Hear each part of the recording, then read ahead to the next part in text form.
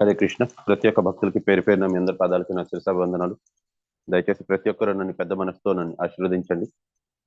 సరైన వాక్యాలు సరైన సమయాన్ని సరైన ఉద్దేశంతో వచ్చేలాగా ఈ రోజు నా గురువు గారైన హిజ్ హోలీనెస్ జయపతాక్ మహారాజుల వారు మరియు నా పరమ గురువు అయిన హిజ్ డివైన్ గ్రేస్ అభయ చరణ భక్తి వేదాంత స్వామి శ్రీల ప్రభుపాదుల వారు నా చేత తమేరాను పలికిస్తారు. నేను తమేరాను పలుకుతాను. ఓం అజ్ఞానతిమిరంధస్య జ్ఞానాంజనశలాకయ చక్షురున్మిలితం येन तस्मै श्रीगुरवे नमः. श्रीचैतन्यमनोभीष्टं स्थापितं येन भूतले स्वयं रूपस्तदा मह्यं ददाति स्वपदान्तिकं. हे कृष्ण करुणा सिन्धु दीनबन्धु जगत्पते गोपेश गोपिकान्त राधा कान्त नमस्तुते. सप्तकाञ्चन गौराङ्गी राधे वृन्दावनेश्वरी वृषभानुसुते देवी प्रणमामि हरिप्रिये. वाञ्छाकल्पतरुभ्यश्च कृपा सिन्धुभ्य एव च पतितानां पावनेभ्यो वैष्णवेभ्यो नमो नमः. नमः ओं विष्णुपादाय कृष्णपृष्ठाय भूतले श्रीमते जयपताक स्वामिन इति नामिनि. नमो आचार्य पादाय निताय प्रदायिनि गौरकथा दामदाय नगर ग्रामचारिणि. नमः ओं विष्णुपादाय कृष्णपृष्ठाय भूतले श्रीमते भक्ति वेदांत स्वामिन इति नामिनि. नमस्ते सरस्वती देवे गौरवाणी प्रचारिणे निर्विशेष शून्यवादी पाश्चात्य देशतारिणि. श्री कृष्ण चैतन्य प्रभु नित्यानंद श्री अद्वैत गदाधर श्रीवास आदि गौर भक्त वृंदा. हरे कृष्ण कृष्ण कृष्ण हरे हरे, हरे राम राम राम हरे.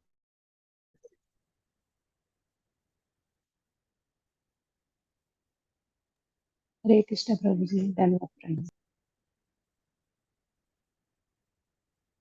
हरे कृष्ण. प्रति ఒక్క భక్తులకి హరే కృష్ణ.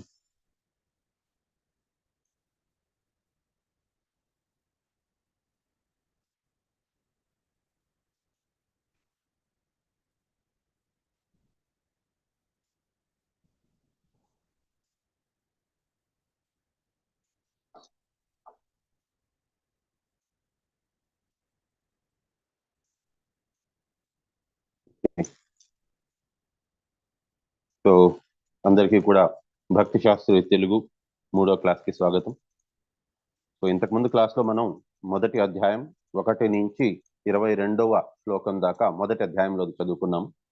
దాంట్లో మనం తెలుసుకున్నాము శ్రీల ప్రభుపాదుల వారి యొక్క మూడ్ అండ్ మిషన్ ఏంటి, వారు ఏ ఆలోచనతోని మనకి భగవద్గీత యథాతథం అనేది మనకు అందించాలని అనుకున్నారు అనేది మనం చూసాం. అండ్ అది కాకుండా మనం చూసాము బ్రాహ్మణుల యొక్క మనస్తత్వం ఎలా ఉంటుంది, వారు అందరికీ సహాయపడాలని ఏ రకంగా అనుకుంటారు. నెక్స్ట్ మనం చూసాము దుర్యోధనుడు ఏ రకంగా రాజకీయ నాయకుడు అనేది మనం తెలుసుకున్నాం. నెక్స్ట్ మనం తెలుసుకున్నాము అర్జునుడు వారి యొక్క ధ్వజం మీద ఆంజనేయ స్వామి ఉన్నారు. సో దాని గురించి తెలుసుకున్నాం. నెక్స్ట్ అర్జునుడు కృష్ణుడికి అతను వినవించుకున్నారు.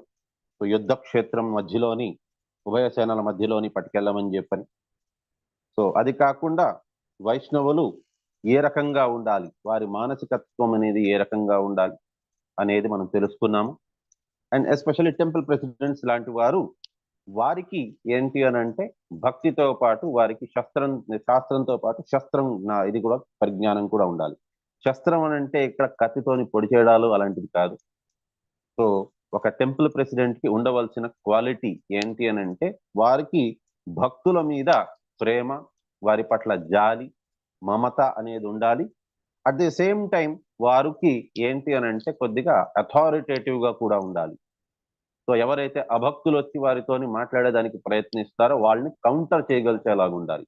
అందుకోసమే మీరు చూడండి టెంపుల్ ప్రెసిడెంట్స్ కొద్దిగా వారు ఏంటి అని అంటే కేవలం మన పట్ల కరుణామయంగా మాత్రమే కాకుండా వారికి స్టేట్మెంట్స్ కూడా వాళ్ళు పాస్ చేస్తారు, కొన్ని బోల్డ్ స్టేట్మెంట్స్ ఇలా ఉండాల్సిందే అని. సో అది ఏంటి అని అంటే వారి గర్వమో లేకపోయిందా వారికి అహంకార భావమో కాదు. ఇది మనకి శ్రీల ప్రభుపాదుల వారే చెప్పారు. వారికి శాస్త్రంతో పాటు శస్త్రం కూడా తెలిసి ఉండాలి అని. శస్త్రము అని అంటే ఇక్కడ ఖడ్గము లేకపోయింది ఇంకేదో కాదు, మాటల్లోని వారికి ఆ అథారిటేటివ్నెస్ కూడా ఉండాలి అని చెప్పని అన్నారు. సో అది మనం తెలుసుకున్నాము.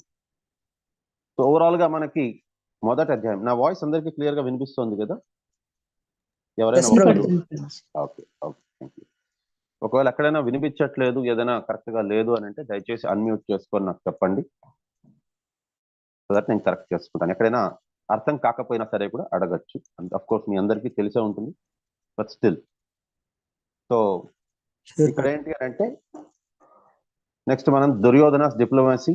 So signs of victory for Pandavas, Krishna as Bhaktavatsala. కృష్ణుడు ఏ రకంగా భక్తవత్సలుడు అనేది మనం చూడబోతాము. అండ్ నెక్స్ట్ అర్జునుడు వారికి 4 కారణాలు ఉన్నాయి యుద్ధం చేయకుండా ఉండేదానికోసమని. సో ఆ కారణాలు ఏంటి అనేది మనం తెలుసుకుందాం. సో దానికంటే ముఖ్యంగా ఏంటి అని అంటే మనకి భగవద్గీతలోని 18వ అధ్యాయంలో 70వ శ్లోకంలో చెప్పున్నారు అన్నమాట. ఏంటి అని అంటే I declare that he who studies the sacred conversations of our worships me by his intelligence. So ఎవరైతే ఈ సంవాదం వింటారో, అర్జునుడు మరియు కృష్ణుడు యొక్క సంవాదాన్ని ఎవరైతే వింటారో వారు ఖచ్చితంగా, అది కూడా మామూలు సంవాదం కాదు, ఇది అత్యద్భుతమైన సంవాదం. సో అధ్యేష్యతే ఇమం ధర్మ్యం సంవాదయామావయో. సో ఇది ఈ అద్భుతమైన ఈ సంవాదాన్ని ఎవరైతే వింటారో, సో జ్ఞాన యజ్ఞేన తేనాహం ఇష్టస్తయామితి మేమతి. అంటే ఇది ఈ అద్భుతమైన ఈ సంవాదాన్ని ఎవరైతే వింటారో వారు కృష్ణుణ్ణి వారు కొలుస్తారు, వారి మనసుతోని వారు కొలుస్తారు. అండ్ ఎవరైతే కృష్ణుణ్ణి వారు కొలుస్తారో వారి యొక్క పరమ పదం వారికి లభించినట్లే. కాబట్టి ఖచ్చితంగా ఈ అద్భుతమైన ఈ సంవాదాన్ని మనం వినాల్సిందే, ఈ భగవద్గీత అనే మహాగ్రంథాన్ని మనం తెలుసుకోవాల్సిందే అని అంటున్నారనమాట. సో ఇప్పుడు ఏంటి అని అంటే in front of Bhima and Drona, Bhishma and Drona. So ఏంటి అంటే తాన్ సమీక్షస కౌంతేయ సర్వాత్ బంధూనవస్థితాన్ కృపయా పరయావిష్టో విషీదాన్నిదమబ్రవీత్. సో ఇక్కడ చెప్తున్నారనమాట, జస్ట్ బిహోల్డ్ ద కురూస్ అని చెప్పని. సో కురువంశస్థులు ఏం చేయబోతున్నారు దాని గురించి. సో నెక్స్ట్ ఇప్పుడు 4 రీజన్స్ ముఖ్యంగా ఏంటి అని అంటే మొదటి అధ్యాయం అర్జున విషాద యోగంలోని ఏంటి అని అంటే అర్జునుడికి 4 కారణాలు ఉన్నాయి యుద్ధము చెయ్యను అనే దానికోసమని. సో అతను ఏమనుకుంటున్నారంటే ఈ 4 కారణాలు కూడా అత్యద్భుతమైన కారణాలు, నేను యుద్ధం చెయ్యకుండా ఉండే దానికోసమని. సో యాక్చువల్గా ఆయనకి ఇప్పుడు మనందరం కూడా ఎందుకు ఈ భగవద్గీత చదవాలి అని అంటే మనకి ఇక్కడ రీజన్ తెలుస్తుంది. మనలోంచి ఎవరైతే, అఫ్కోర్స్ నేనైతే సత్వగుణానికి చెందినవాడిని కాకపోవచ్చు, బట్ మీలోంచి ఎవరెవరైతే సత్వగుణంలో ఉన్నవారు ఉన్నారో మీ అందరికీ కూడా ఈ రకంగా మానసికత్వం అనేది ఉంటుంది. సో సత్వగుణంలో ఉండే వారికి ఏంటి అని అంటే ఇతరుల పట్ల జాలి, వారికి ఏంటి అని అంటే అందరూ బాగుండాలి అని, సో పాపంకి దూరంగా ఉండాలని, ఆ రకంగా ఆలోచనలు ఉంటాయి. కాబట్టి ఎవరెవరైతే ఈ సత్వగుణంలో ఉంటారో వారికే ఈ ఆలోచనలు వస్తాయి. కానీ సత్వగుణం కంటే కూడా ఇంకా పైన ఇంకోటి ఉన్నది, అదే శుద్ధ సత్వం. శుద్ధ సత్వంలోని మనం ఏం తెలుసుకుంటాము అంటే సత్వగుణం కంటే ఉత్తమమైనది తెలుసుకుంటాం. సత్వగుణంలో మనం ఏం తెలుసుకుంటాం జస్ట్ మనం మంచిగా ఉండాలి, మన అందరూ చుట్టుపక్కల అందరూ బాగుండాలి అని, అందరూ బాగుండాలి అని కోరుకునేది అది సత్వగుణం. కానీ శుద్ధ సత్వం ఏంటి అని అంటే అందరూ బాగుండేది ఎలా బాగుంటారు అనేది ఆ విజ్ఞానాన్ని తెలుసుకోవడం. సో జస్ట్ కోరుకోవడం అనేది సత్వగుణం, కానీ ఎలా బాగుండాలి అనేది వారు తెలుసుకోగలిస్తే, వారు ఏం చేస్తే అందరూ బాగుంటారు అనేది తెలుసుకోవడం, అది శుద్ధ సత్వం. సింపుల్, భగవంతుడు సంతృప్తికరంగా ఉన్నారు అనంటే అందరూ సంతృప్తికరంగా ఉన్నట్టుగానే. ఇది మీరందరూ కూడా, మీ అందరికీ తెలిసిందే, మహాభారత యుద్ధంలోని జరిగేటప్పుడు ఆ మహాభారతంలోని ఎప్పుడైతే పాండవులు దీనికి అరణ్యవాసం చేస్తున్నారో అప్పుడు అక్కడ దూర్వాసముని వచ్చారు తన శిష్యుల బృందంతో పాటు. మీరందరికీ తెలిసిన కథనే ఇది. సో వారందరికీ బాగా ఆకలిస్తూ ఉన్నింది. అక్కడ చూస్తే ఆ కుటీరంలోని కేవలం ఒకే ఒక్క అన్నం మెతుకునింది. సో కృష్ణుడు ఆ టైంకి వచ్చారు. ద్రౌపదీదేవి ఏం చేశారంటే కృష్ణుడికి చెప్పారు, ఇక్కడ అన్నం లేదు, మరి ఏం చేయమంటారంటే సరిగ్గా వెతుకమ్మా ద్రౌపది అంటే ఒకే ఒక అన్నం వెతుకున్నది అని అంటే అది కృష్ణుడికి ఇచ్చారు. సో కృష్ణుడు ఆ ఒకే ఒక అన్నం మెతుకుని స్వీకరించి అతనికి కడుపు నిండిపోయింది. సో కృష్ణుడికి ఎప్పుడైతే కడుపు నిండిపోయిందో సమస్త అక్కడ వచ్చిన వారందరికీ కడుపు నిండిపోయినట్టుగా వారికి అనుభవం వచ్చిందనమాట. సో దీన్ని బట్టి మనకేం తెలుస్తుందనంటే కృష్ణుడిని సంతృప్తి పరిచయమనంటే మనకి అందరూ కూడా సంతృప్తి పడినట్టే. ఇది శుద్ధ సత్వం వారు తెలుసుకోగలరు, కేవలం శుద్ధ సత్వం వారు మాత్రమే తెలుసుకోగలరు. ఇంకెవరికి తెలుసుకునే అవకాశం లేదు. సో కృష్ణుడు ఎలా సంతృప్తి పడతారు? గురువు సంతృప్తి పడ్డారనంటే కృష్ణుడు సంతృప్తి పడినట్టే. సో కాబట్టి గురువు ఏం చెప్తారు అనేది తెలుసుకొని మనం గురువుకి అనుగుణంగా మనం ప్రవర్తించడం అనేదే శుద్ధ సత్వం అంటే. అండ్ అందుకోసమనే ఇనిషియేషన్ అంటే దీక్ష అనేది చాలా చాలా ఇంపార్టెంట్. పుట్టుకప్పుడు దీక్ష తీసుకొని పుట్టలేదు అని అంటే అది మన తప్పు కాదు. కానీ దేహం త్యాగం చేసే సమయంలోనే ఒకవేళ దీక్ష కాలేదు అని అంటే మాత్రం ఖచ్చితంగా అది మన తప్పే, చాలా పెద్ద తప్పు. ఎందుకనంటే ఎన్ని జన్మల తర్వాత మళ్ళీ మానవ జన్మ వస్తుందో మనకు తెలియదు. కాబట్టి దీక్ష తీసుకొని వారి జీవితం వారంతటికి వారే వృధా చేసుకుంటున్నట్టుగా. సో దీక్ష తీసుకోవాలి. దీక్ష తీసుకున్నాక గురువు చెప్పిన ఆ బాటలోని నడవాలి. ఎందుకనంటే గురువు ఏం చెప్తారంటే కృష్ణుడు ఏ రకంగా సంతృప్తి పడతారో అదే చెప్తారు. సో అది గురువు సంతృప్తి పడేది కృష్ణుడు సంతృప్తి పడినట్టే. గురువు సంతృప్తి పడ్డారంటే కృష్ణుడు సంతృప్తి పడినట్టే. కాబట్టి మనకి సాక్షాత్ కృష్ణుడే వచ్చి మనకి చెప్పినట్టుగా ఏం చెయ్యాలి, ఏం చేయకూడదు అనేది కార్య అకార్య వ్యవస్థితం. సో మనకి ఏం చెయ్యాలి, ఏం చేయకూడదు అనేది గురువు మాత్రమే చెప్పగలరు. కాబట్టి ఇది అర్జునుడికి ఇంకా ఇప్పుడు సత్వగుణంలోని ఆయన్ని తీసుకొచ్చారు కృష్ణుడే.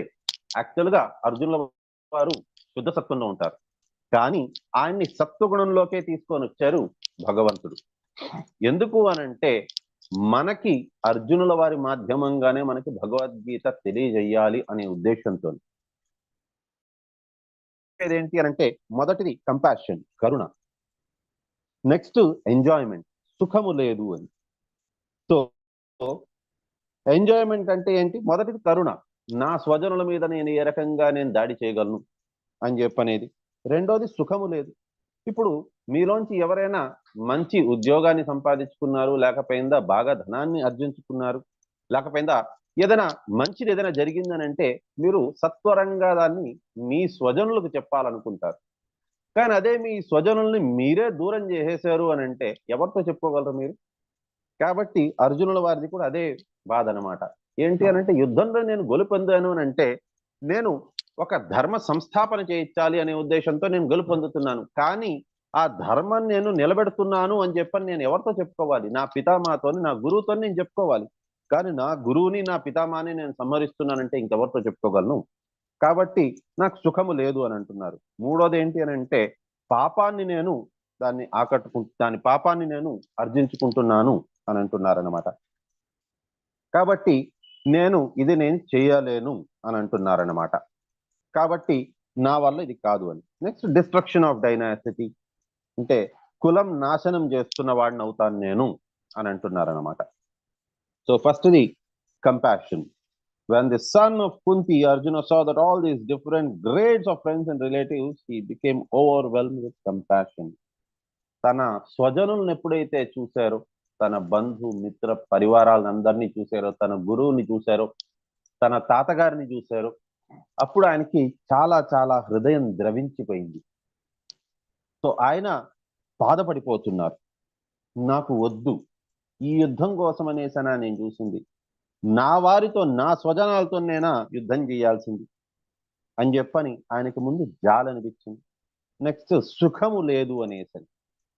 నకాంక్షే విజయం కృష్ణ నచ రాజ్యం సుఖాని చ కిన్నో రాజ్యేన గోవింద కిం భోగైర్జీవితేన వా కిం భోగైర్జీవితేన వా. ఎవరి కోసం నేను ఇది ఆర్జించాలి? నాకు విజయకాంక్ష లేదు, రాజ్య సుఖం పొందాలని లేదు. నేను ఇది ఎవరి కోసమని? ఓ గోవింద మీరే చెప్పండి. సో అని చెప్పని భగవంతుడికి చెప్తున్నారు. Oh Govinda, of what avail to us are a kingdom, happiness or even life itself. జీవితం కూడా అసలు దేనికోసమని అసలు? when all those for whom we may desire them are now arrayed on this battlefield. ఈ యుద్ధ భూమిలోని వారందరూ కూడా సంహరించబడుతున్నప్పుడు ఇంకెవరి కోసం నేను ఈ భోగాన్ని నేను పొందాలి? What pleasure will we derive from killing the sons of Dhritarashtra. ధృతరాష్ట్రుల వారి యొక్క పిల్లల్ని సంహరించి నాకేం దొరుకుతుంది? Everyone wants to show his opulence to friends and relatives, but Arjuna fears that his relatives and friends will be killed on the battlefield and he will be unable to share this opulence after victory. So యుద్ధ భూమిలోని జయం పొందిన తర్వాత ఎవరికని చెప్పుకోవాలి? Is thinking Krishna is not so important. కృష్ణుడు అంతా మనకి important కాదు. My family is important.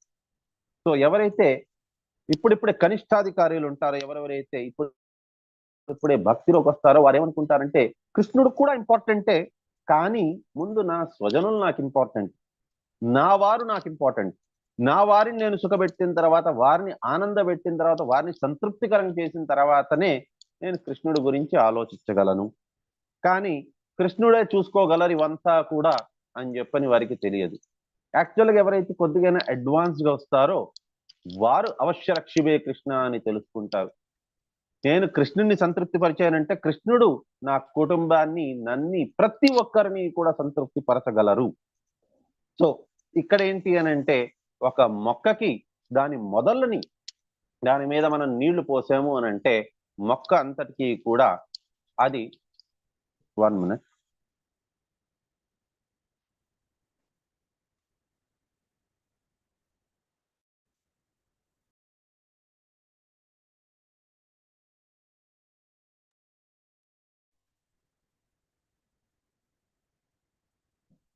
Hare Krishna. So మొక్కకి మొదళ్ళని మనం నీళ్లు పోసాము అని అంటే దానికి, ఆ మొక్కకంతటికి కూడా అది పోషణనిస్తుంది. So although therefore Kanishta Adhikari in the lower stage of devotion may not be interested in Krishna consciousness, but his real interest is how to improve his material life. తన జీవితాన్ని ఏ రకంగా ఆనందమయంగా చేసుకోగలరు అనేది ముందు ఆలోచిస్తారు కనిష్టాధికారి. So next sinful reactions. So sinful reactions అనేది దాని గురించి మనం ఇప్పుడు తెలుసుకుందాం. సో ఇక్కడ అర్జునుడు వారు చెప్పేది ఏంటి అని అంటే డెత్ ఆఫ్ ఫ్యామిలీ ఎల్డర్స్.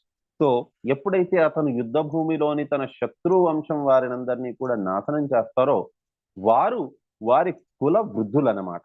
ఆ కుల వృద్ధుల్ని వారు నాశనం చేస్తారు, సంహరిస్తారు. దానివల్ల ఏమవుతుంది అని అంటే eternal family tradition is vanquished. So ఆ రకంగా సంస్కారాలు నేర్పించే వాళ్ళు కుల వృద్ధులు. ఆ కుల వృద్ధులు ఎప్పుడైతే నాశనం అవుతారో వారి సంస్కారాలు ఎవరు నేర్పించరు.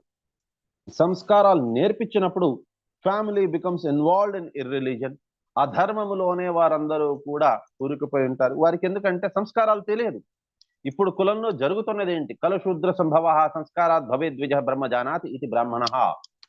సో కలియుగంలోని అందరూ శూద్రులే పుట్టుకతోని. సో సంస్కారాలు నేర్చుకున్న దాన్ని బట్టి వారు బ్రాహ్మణుల, క్షత్రియుల, వైశ్యుల, శూద్రుల అనేది తెలియబడుతుంది. సో బ్రహ్మజానాతి ఇది బ్రాహ్మణ.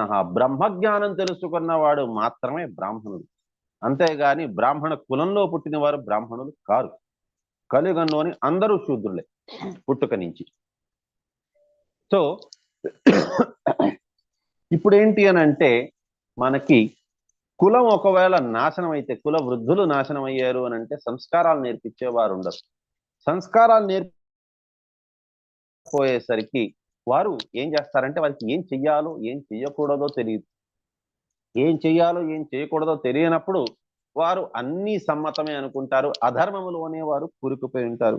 ఈ రకంగా ఇంటి స్త్రీలు ఎప్పుడైతే అధర్మంలోని వారు మునిగిపోయి ఉంటారో అప్పుడు ఏమవుతుందనంటే ఆడవారు ఎప్పుడైతే తప్పు మార్గంలోని వెళ్తారో అప్పుడు పుట్టబోయే వారందరూ కూడా వర్ణ సంకరం వారే పుడతారు. ఇవాళ కాలంలో మీరు చూడండి, పాశ్చాత్య దేశాల నుంచి ఎక్కడెక్కడి నుంచో శ్రీల ప్రభుపాదుల వారి యొక్క మాట విని వారు పాశ్చాత్య దేశవాసులందరూ కూడా స్త్రీలు వారు చక్కగా వారు చీరలు, అటువంటి తిలకం ధారణ, మెడకి కంఠిమాల వేసుకొని తిరుగుతున్నారు. కానీ మన భారతదేశపు స్త్రీలు ఎవరికైతే రాముడు గురించి, కృష్ణుడు గురించి వారి పుట్టుక నుంచే వారికి తెలుసు, మొత్తం తెలియకపోయినా కొద్దో గొప్ప తెలుసు, కానీ వారేం చేస్తున్నారు? ఫారెన్ కల్చర్ ని ఫాలో అవ్వాలనే ఉద్దేశంతో చిరిగిన వస్త్రములు లేకపోయినా చిన్న చిన్న వస్త్రములు ధరిస్తూ ఉంటారు. ఆ రకంగా వేసుకున్న దాని వల్ల నాశనం అయిపోతుంది భారతీయ కుల వ్యవస్థ. సో వారందరూ కూడా వారికి పుట్టే వారందరూ కూడా వారే వర్ణ సంకరం. అండ్ నెక్స్ట్ వారికి పుట్టబోయే వారికి వారు నేర్పించే విలువలు కూడా అటువంటివి ఉంటాయి కాబట్టి వారందరూ కూడా వర్ణ సంకరమే అని చెప్పబడతారు. సో ఈ రకంగా ఎవరైతే కృష్ణ చైతన్యంలో లేరో వారికి పద్ధతి ఏంటి అనేది తెలియదు. పద్ధతి ఏంటి అనేది తెలియనప్పుడు వారందరూ కూడా వర్ణ సంకరమే. కాబట్టి ఈ రకంగా చెప్పాలి అని అంటే ఎవరైతే కృష్ణ కాన్షియస్నెస్ లో కృష్ణ చైతన్యంలో లేరో, ఎవరికైతే భక్తి మార్గంలో లేరో వారందరూ కూడా వర్ణ సంకరం అనే చెప్పచ్చు. సో ఈ రకంగా community projects and family welfare activities are devastated. So ఈ రకంగా వారు చేసే ప్రతి కర్మ అనేది కూడా వారి యొక్క కులాన్ని నాశనం పక్కకే తీసుకెళ్తోంది, వృద్ధి పక్కకి కాదు. కాబట్టి మనం తెలుసుకోవాల్సింది శ్రీల ప్రభుపాదులు వారు సంస్థాపించిన ఈ అంతర్జాతీయ కృష్ణ చైతన్య సంస్థ అతని లాభం కోసం కాదు, మన లాభం కోసమని, ప్రతి ఒక్కరూ లాభం కోసమని.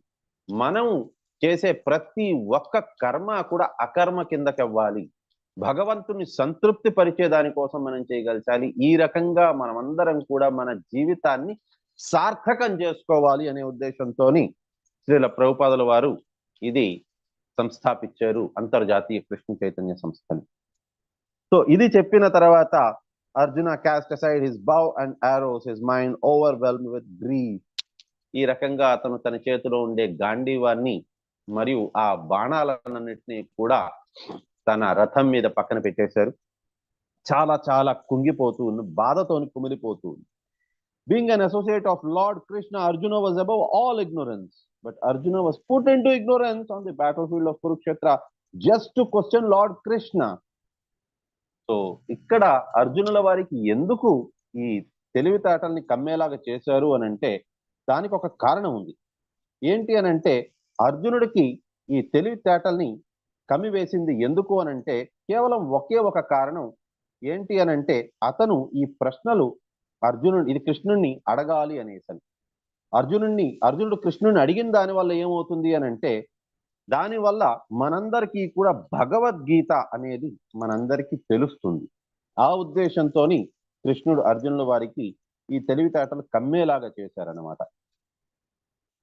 So about the problems of life so that Lord could explain them for the benefit of future generations of human beings. So ఈ రకంగా ప్రతి ఒక్క మానవ జాతిలో ఉండే ప్రతి ఒక్కరూ కూడా దీన్ని లబ్ధి పొందొచ్చు అనే ఉద్దేశంతోనే అర్జునుడు ఈ రకంగా అడిగేలాగా చేశారే కృష్ణుడు. And chalk out the plan of life, then men could act accordingly and perfect the mission of human life. ఈ మానవ జన్మ అనేది చాలా దుర్లభమైనది మరియు ఒక ఉద్దేశంతో ఉన్నది. ఈ ఉద్దేశాన్ని ప్రతి ఒక్క మానవుడు ముందు తెలుసుకోగలచాలి.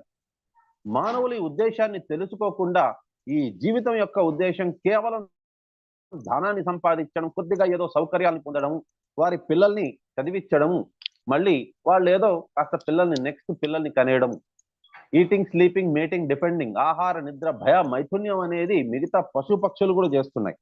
సో దానికోసమని కేవలం పిల్లలు కనాల్సిన అవసరం లేదు. సో ఇక్కడ కుల స్త్రీల యొక్క సో నెక్స్ట్ ఫ్యామిలీ ట్రెడిషన్స్ గురించి చెప్తున్నారు. When irreligion is prominent in the family of Krishna, the women of the family become polluted. So ఎప్పుడైతే అధర్మం అనేది పెరిగిపోతుందో అప్పుడు కుల స్త్రీల యొక్క వారి చరిత్ర అనేది నాశనం అయిపోతుంది. And from the degradation of womanhood, oh descendant of Vrishni, comes unwanted progeny. So ఎప్పుడైతే కుల స్త్రీల యొక్క వారి ఉద్దేశం నాశనం అయిపోతుందో, వారి యొక్క ఆలోచన పాడైపోతుందో, కలుషితం అయిపోతుందో, అప్పుడు పుట్టబోయే వారందరూ కూడా వర్ణ సంకరము అని అంటున్నారు.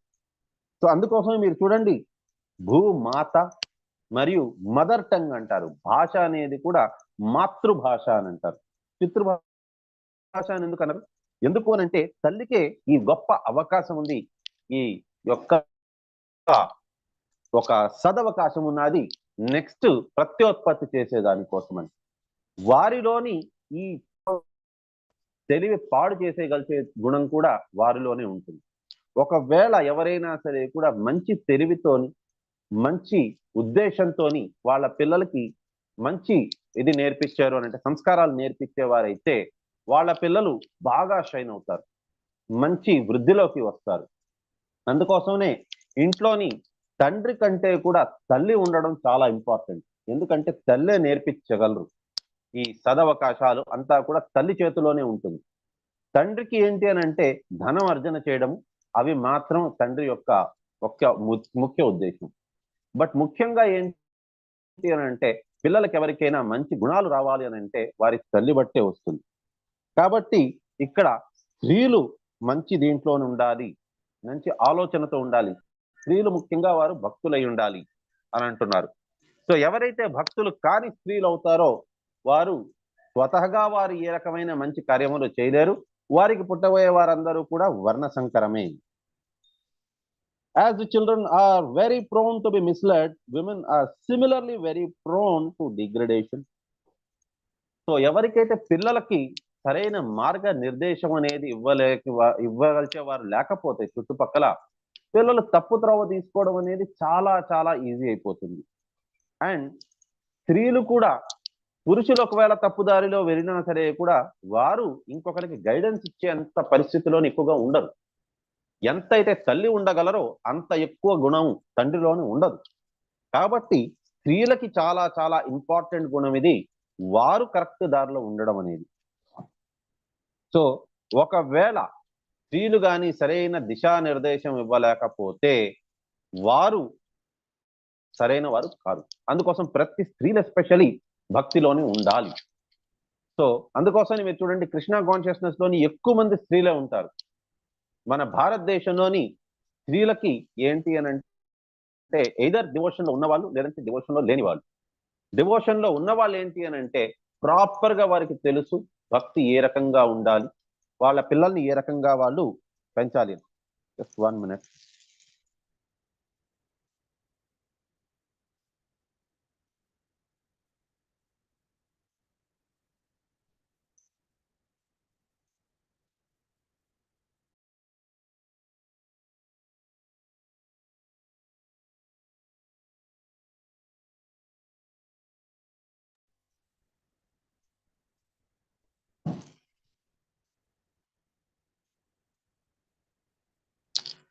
సో పిల్లలు ఏ రకంగా అయితే ఉంటారో అదే రకంగా స్త్రీలు కూడా ఎప్పుడైతే వారికి సరైన దిశానిర్దేశం అనేది దొరకదో వారు కలుషితం అయిపోతారు. సో దాని తర్వాత వచ్చే వారందరూ కూడా వర్ణ సంకరం. As the children are very prone to be misled, women are very similarly prone to degradation. According to Chanakya Pandit, women are generally not very intelligent and therefore not trustworthy. Hare Krishna, na voice indistundi kada? So ఇక్కడ చెప్పింది ఎవరి గురించి? స్త్రీలు అంత విశ్వసనీయులు car, వారికి ఏంటి అనంటే అంత తెలివైన వారు కాదు అని చెప్పినది ఎవరి గురించి అనంటే కృష్ణ కాన్షియస్నెస్ లో ఉండే వారి గురించి కాదు. ఎవరైతే కృష్ణ చైతన్యంలో లేని స్త్రీలు ఉంటారో వారి గురించి. ఎందుకనంటే వారు ఏ రకంగా ఉంటారు అనేది వారి భావితరాల వారిని కూడా అది డిసైడ్ చేస్తుంది. కాబట్టి వారు ఇప్పుడు నేను ఇంతకు ముందు చెప్పిన ఎగ్జాంపులే, ఎవరైతే కృష్ణ కాన్షియస్నెస్ లో ఉంటారో నీతిగా తిలకం పెట్టుకుంటారు, కంఠిమాల వేసుకుంటారు, చేతిలో జపమాల పెట్టుకుంటారు. అటువంటి స్త్రీలని చూడగానే ఏమనిపిస్తుంది అని అంటే నా తల్లి వస్తున్నారు అన్నట్టుగా అనిపిస్తుంది. అటువంటి వారు వారు ఏ రకంగా ఉన్న అందంగా ఉండనండి, అందవిహీనంగా ఉండనండి, వారి వయసు ఏదైనా కానివ్వండి, అటువంటి వారిని చూడగానే నా తల్లి వస్తున్నారు అని చెప్పని వారికి పాదాలకి నమస్కారం చేయాలనిపిస్తుంది. ఎందుకు? వారి చేతిలోని జపమాల పెట్టుకొని ఉన్నారు, పెదవుల మీద కృష్ణుడి నామం ఉన్నది, వారి నుదుటను చూసేసరికి తిలక ఉంటుంది, మెడలో చూస్తే కంఠిమాల ఉంటుంది.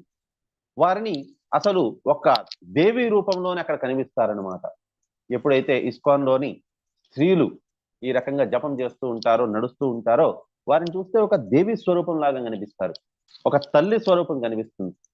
అందుకోసమే ఇస్కాన్ లోని ప్రతి ఒక్క స్త్రీని మాతాజీ అని పిలుస్తారు. ఎందుకనంటే తల్లిలాగా కనిపిస్తారు. వారిని చూడగానే ఎందుకో తెలియని ఒక భక్తి మనకి వస్తుందన్నమాట. సో అదే గాని మీరు ఇస్కాన్ లోని లేకపోయినా భక్తిలోని లేని స్త్రీలను చూడండి, వారు ఉండే డ్రెస్సింగ్ సెన్స్ ఎలా ఉంటుంది? నుదుటి మీద బొట్టు ఉండదు, జుట్టు కురులంతా కూడా విరగబోసుకొని ఉంటారు, అండ్ నెక్స్ట్ చేతికి గాజులు ఉండవు, వారు వేసుకునే దుస్తులు సాంప్రదాయకమైన దుస్తులు ఉండవు, వారంతా ఏంటి అని అంటే ఫారెన్ కల్చర్ వారు ఏ రకంగా దుస్తులు వేసుకుంటారో వారికి ప్రభావితం అయిపోయి వీళ్ళు వేసుకుంటారు, వారి లాగానే ఉండాలనుకుంటారు. సో ఈ రకంగా ఉండే స్త్రీలని చూసిన తర్వాత వారికి కూడా మనసు కలుషితం అయిపోతుంది, వారి ఆలోచన కూడా వక్రీకృతం అయిపోతుంది. సో వారి ఆలోచనలు కనీసం ఆ స్త్రీని చూసినప్పుడు వారు ఎలా ఆలోచిస్తారో అది పక్కన పెట్టామనంటే కనీసం ఒక తల్లి భావన అయితే రాదు. కాబట్టి ఏంటి అనంటే చాణక్య పండిట్ చెప్పింది ఏంటి అనంటే ఈ రకంగా నాట్ వెరీ ఇంటెలిజెంట్ అని ఎందుకు అన్నారు అనంటే యాక్చువల్గా ఆడవారు చాలా తెలివైన వారు ఎక్కడ మిగతా విషయాల్లో వచ్చేసరికి. కాకపోతే ఎప్పుడైతే పురుషులు వారి సౌందర్యాన్ని కేవలం బాహ్యంగా సౌందర్యాన్ని మాత్రమే చూసి వారిని మెచ్చుకుంటుంటారో, స్త్రీలు ఎవరైతే కృష్ణ కాన్షియస్నెస్ లోని భక్తిలో ఉండరో వారేమనుకుంటారంటే ఈ పురుషులు చెప్పే మాటలన్నీ నిజం అనుకొని నమ్మేస్తారు, చాలా త్వరగా నమ్మేస్తారు. మగవాళ్ళు అంత తొందరగా ఎవరిని నమ్మకపోవచ్చు, కానీ స్త్రీలు చాలా త్వరగా నమ్మేస్తారు. వాళ్ళు నిజం అనుకుంటారు, నిజం అనుకొని వాళ్ళు ఆ పురుషులకి తగినట్టుగానే ఉండేదానికి ప్రయత్నిస్తారు. దానివల్ల భావితరాల వారందరూ కూడా వర్ణ సంకరం అయ్యే అవకాశం చాలా ఉన్నది. యాక్చువల్గా పురుషులు చెప్పేది వారికి ఇది చాలా సార్లు మనం వినే ఉంటాం ఇస్కాన్లోని కూడా, ప్రేమ కాదు ఇది, ఆడవారిని తోని మాట్లాడాలి అని అనుకుంటారు పురుషులు, అది నిజమైన ప్రేమ కాదు. నిజమైన ప్రేమ అని అంటే కృష్ణుడు పట్ల ఉండే భక్తిని ప్రేమని, అది రాధాకృష్ణుల మధ్య ఉండేది అది ప్రేమ అంటే, తల్లిదండ్రుల మధ్య ఉండేది అది ప్రేమ అంటే, పిల్లలకి తల్లిదండ్రులకి మధ్య ఉండేది అది ప్రేమ అంటే. ఎందుకంటే అది అనిర్వచనీయమైనది, ఏది కోరుకోరు వారు తిరిగి. కానీ ఒక అమ్మాయిని చూడగానే ఒక అబ్బాయి అంటాడు నాకు నీతో నేను ముట్టుకోవాలని ఉంది అనేసి మనసులో ఉంటుంది, కానీ ఆ రకంగా చెప్తే మొహం మీద ఒకటి కొడతారని చెప్పని ఉద్దేశంతో నేను నిన్ను ప్రేమిస్తున్నాను అని చెప్పని వాళ్ళు వారి మాటల్ని అబద్ధంగా వారు చెప్తారనమాట. సో అది తప్పుది.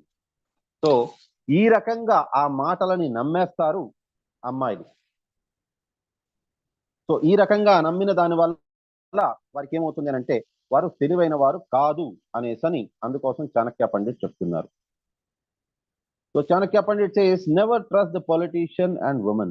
Of course, when the woman comes to Krishna consciousness, that position is different. So ఇక్కడ శ్రీల ప్రభుపాదుల వారు చాణక్య పండిత్ చెప్తున్నది ఎవరి గురించి అంటే భక్తిలోని లేని వారి గురించి, బయట ఉండే మిగతా స్త్రీల గురించి చెప్తున్నారు. ఎవరైతే పాశ్చాత్య దేశాలని చూసి వారు కూడా వేషభూష వారిలాగానే వేసుకుందాం అనుకుంటారో వారి గురించి. కాకపోతే ఇక్కడ we are speaking of ordinary women. Krishna says in another place స్త్రియో వైశ్యస్తథా శూద్రౌ. సో కృష్ణుడు కూడా అదే చెప్పారు, స్త్రీలు వైశ్యులు మరియు శూద్రులు. సో ఎందుకు ఆ రకంగా చెప్పారు అని అంటే భౌతికంగా ఎవరైతే ఆలోచిస్తారో, భక్తి మార్గంలో ఎవరైతే ఆలోచించలేరో అటువంటి వారి ఆలోచన తప్పుడుగానే ఉంటుంది అని చెప్పని అంటున్నారు అనమాట. In the Bhagavad Gita it is stated that when the women becomes unchaste for want of proper protection, there are unwanted children called Varnashankara. To insult a chaste woman means to bring about disaster in the duration of life. So ఇక్కడ చెప్తున్నది ఎవరి గురించి అని అంటే ఇది మనం చాలా చాలా జాగ్రత్తగా ఇది తెలుసుకోవాలి. సో ప్రతి ఒక్కరూ తెలుసుకోవాల్సిన విషయం ఏంటి అని అంటే స్త్రీలు ఎవరైతే భక్తి మార్గంలో లేరో, ఎవరికి అయితే శుచి శుభ్రత మరియు వారి యొక్క విధి పద్ధతి ఏంటి అనేది తెలియదో అటువంటి వారిని నమ్మకూడదు. కాకపోతే ఎవరైతే పతివ్రత స్త్రీ ఉంటారో, లేకపోయిందా ఎవరైతే ధర్మబద్ధమైన ఆడవారు ఉంటారో అటువంటి వారి మీద మాత్రం వేలెత్తితే వారి యొక్క జీవిత అవధిని వారు నాశనం చేసుకున్న వారే. ఫర్ ఎగ్జాంపుల్ దుర్యోధనుడు మరియు దుశ్శాసనుడు ఎప్పుడైతే చాలా చాలా పతివ్రత స్త్రీ అయిన ద్రౌపదీదేవి మీద వారు వేలెత్తారో, మరియు కర్ణుడు, వారందరూ కూడా కౌరవులందరినీ కూడా ఒకే దగ్గరికి తీసుకొని వచ్చి నాశనం చేసేదానికి ఉద్దేశం ఏంటి అని అంటే వారు పరమ పతివ్రత అయిన ద్రౌపదీదేవి మీద వారు తప్పుడు మాటలు తప్పుడు వ్యాఖ్యానాలను చేశారు. కాబట్టి వారి కులమంతా నాశనం అయిపోయింది. ఇదంతా కూడా వృద్ధులైన ఆ కుల వృద్ధులైన ధృతరాష్ట్రుడు వారు చూడవలసి వచ్చింది. అదే రకంగా రావణుడు ఎప్పుడైతే సీతాదేవిని అపహరించుకొని వెళ్ళాలి అనే కుబుద్ధి వచ్చిందో ఆయనకి జీవితం అంతా కూడా ఆయన ఏమాత్రం కూడా ఆయన అతను ఎంతో దీని భక్తిని చేసుకున్నాడు. ఒక బ్రాహ్మణుడు యొక్క పుత్రుడు ఆయన. అంత గొప్ప తెలివితేటలు ఉన్నవారు, అన్ని వేదాలని 4 వేదాలని కూడా అవపోసన పట్టినవారు. కాకపోతే ఒక స్త్రీని అవమానించారు అతను. అది కూడా ఎటువంటి స్త్రీ? పతివ్రత స్త్రీని. సో అందుకోసమని అతను తన కుటుంబం అంతా కూడా నాశనం అయిపోయింది. సో తన పిల్లలు, తన భ్రాతలు అందరూ కూడా చనిపోయారు. ఎందుకు అనంటే ఈ రకంగా ఒక పతివ్రత స్త్రీని వారు అవమానించారు. వారికి పట్ల తప్పుడు దృష్టి పెట్టుకున్నారు.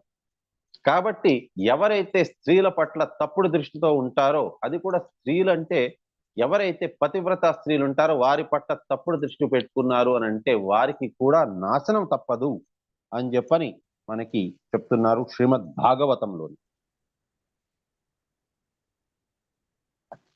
As a natural devotee of the Lord, Arjuna did not like to retaliate against his miscreant cousins and brothers, but it was the Lord's plan that they should be killed.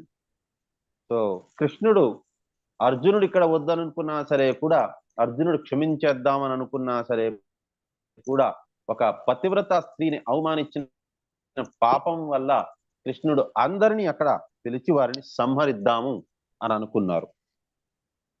Violence also has its utility. Everything has its proper utility. Violence also has its utility.